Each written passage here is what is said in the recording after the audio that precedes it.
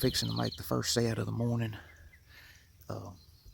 with Hunter here. We're going to walk in off of this big farm field, and we're going to cross a creek right down here, and there's another big large field out on the other side, and we're gonna set up and make a stand, see if we can get something shot here in a few minutes.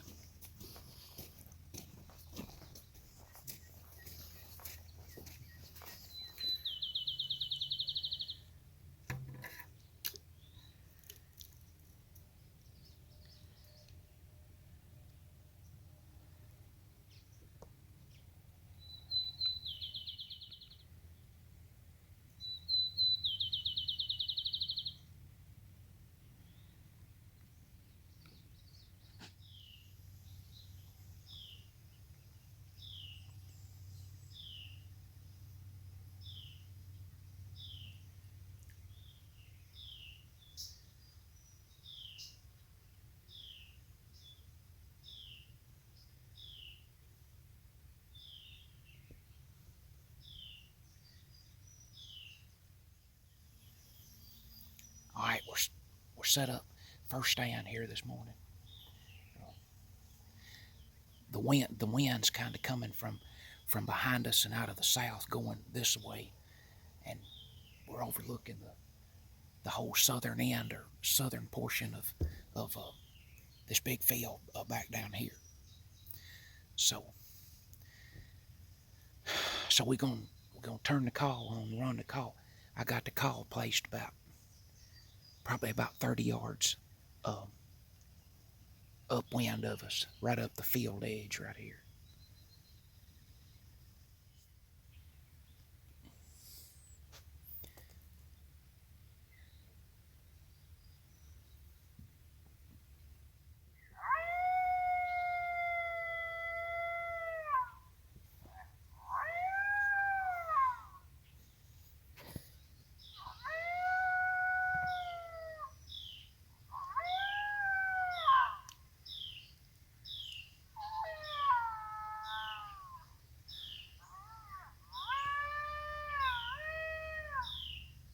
This is a hot spot right here for coyotes, and has been for a while. Did we get him in on this stand? Oh yes, we did. Only problem was the wind got us. This coyote ended up coming in on about the 6 to 8 minute mark in absolutely the worst place ever possible. Coyote popped out approximately 100 yards straight downwind.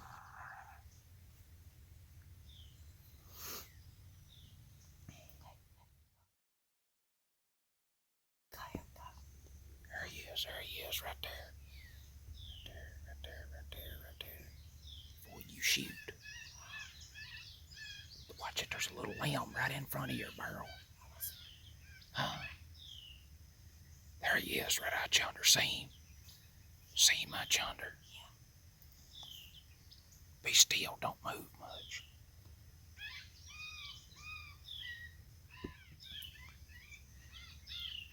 Just amazing.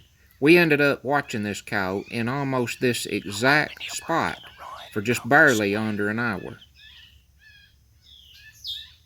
After coming out downwind of us, I pretty much knew that he had done got a whiff of something that he didn't like, but I thought, who knows, we might can turn him.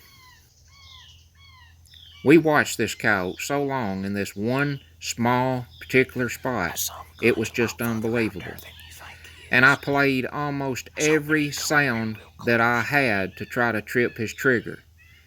He would walk a little bit, and then he would turn and look back, and make a couple of steps back, and then look some more, and then go back the other way. But he just never would come. Right now the coyote's around 700 yards, and he's just not going to commit based on coming out on our downwind side.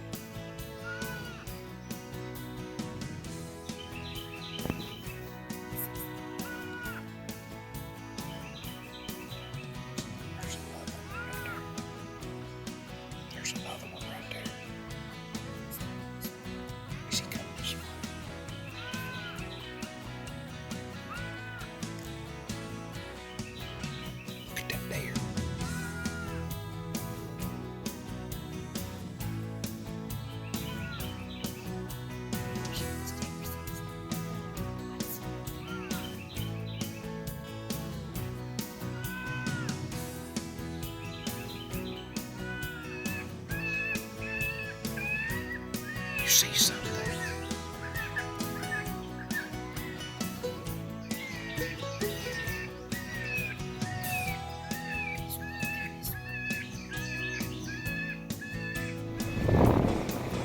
Well, we came back out to the truck. That coyote came out just in the absolute worst spot that one could have ever came out. In history. In history, yes. We had a good setup when it comes to the wind. Overlooking the end of that field, the wind was coming out of the south to southeast right there. And we had the whole southern end of that soybean field covered with wind in our favor. That coyote came out just pretty much straight downwind of us, and he got way out there in that field and he wouldn't do nothing but just, he'd stand and stand and stand, make a couple steps one way, a couple steps back the other way. I played about as many sounds as I could.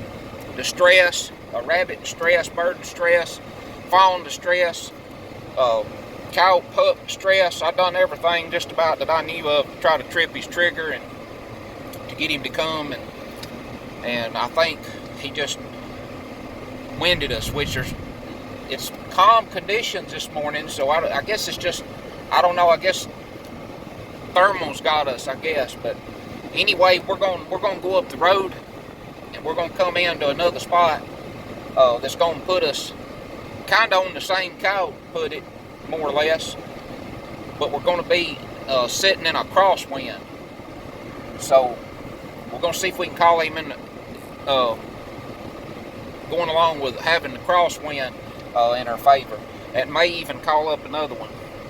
I'm surprised we never saw a second coyote on that stand. We seen 2 deer though. That daggone coyote was stupid. Yeah, two deer came into the fawn distress like crazy. We could have each had us a deer this morning. Yeah.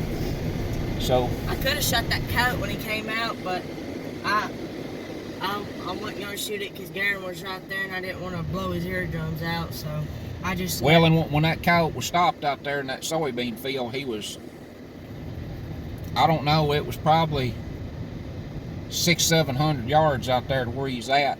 I told Hunter, I said, you could, that gun to kill him that far, you'd have to have that scope, sure enough, pinpointed and right on.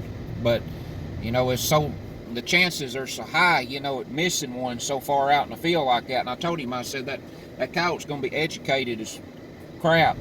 You shoot and miss him. Won't call him up again for a long time. But anyway, we're going to go up here and we're going to try to call to him from a different direction with a better wind situation.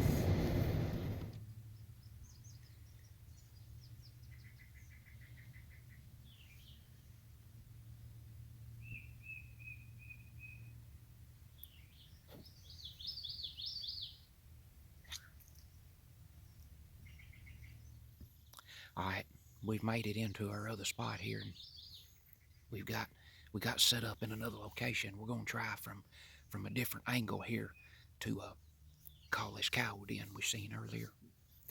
We got an excellent wind right now. Wind's coming straight across this big field that you just saw, coming straight out of the southwest. So anything ahead of us in this location right now is not going to smell us, not going to wind us in any way. So we got this big, humongous field right here, and then there's a big wide open field road coming into the west side of it. This field here is planted in soybeans, and the surrounding fields are soybeans, but the beans are up almost pretty much high enough it about hides the coyote. But this field out here is still wide open, so we're gonna see what happens right here. Got the call hanging up about 20 yards from us in a little old tree over here. So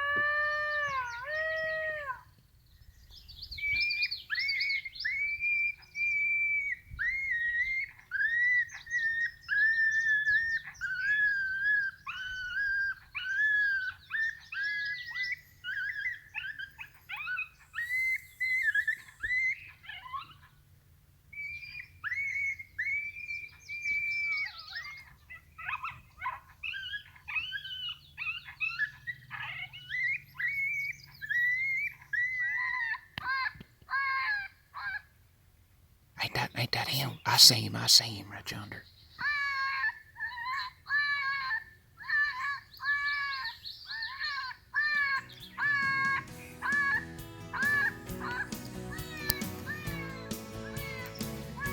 Just don't move, because he zeroed in on the call. What's he doing? Did he go the other way? I also pretty much didn't understand the way that this coyote acted. He's a tiny speck right in the center of the frame where the cotton field in the front of us meets the green soybeans there.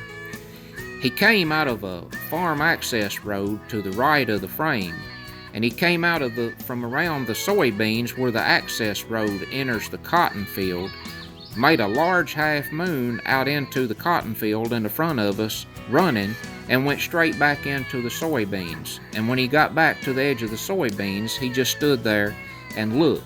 Again, he would walk the other direction and come back. Walk the other direction and come back.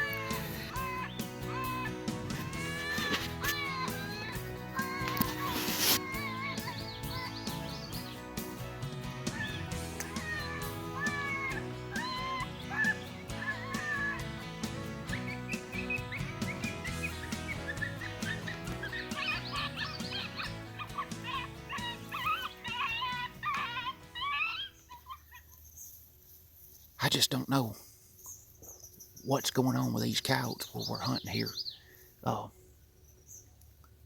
Plenty of good ground, and we've had a good wind, and really good wind in this second setup here. And the coyote, I believe it was another different coyote from the one we seen earlier.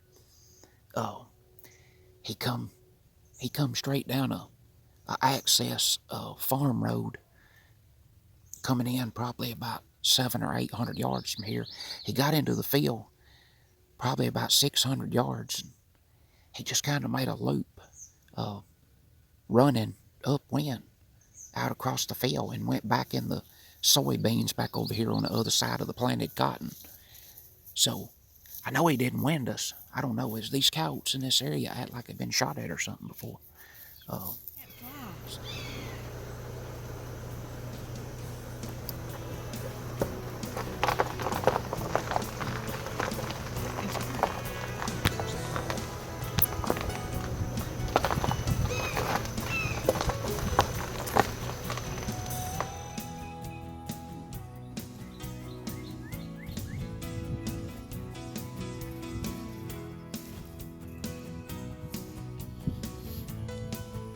This is a huge coyote in another different field approximately a mile away. Hunter and I was walking down a field road headed in to make our last set of the morning when he spotted the coyote before I did. And at this point right here, both of us was laying about flat of our stomach in the middle of the field road to keep the coyote from spotting us. This coyote ended up pairing up with a second one as we moved in to make our last stand. Again, wind in our face, a great setup, but they just would not commit.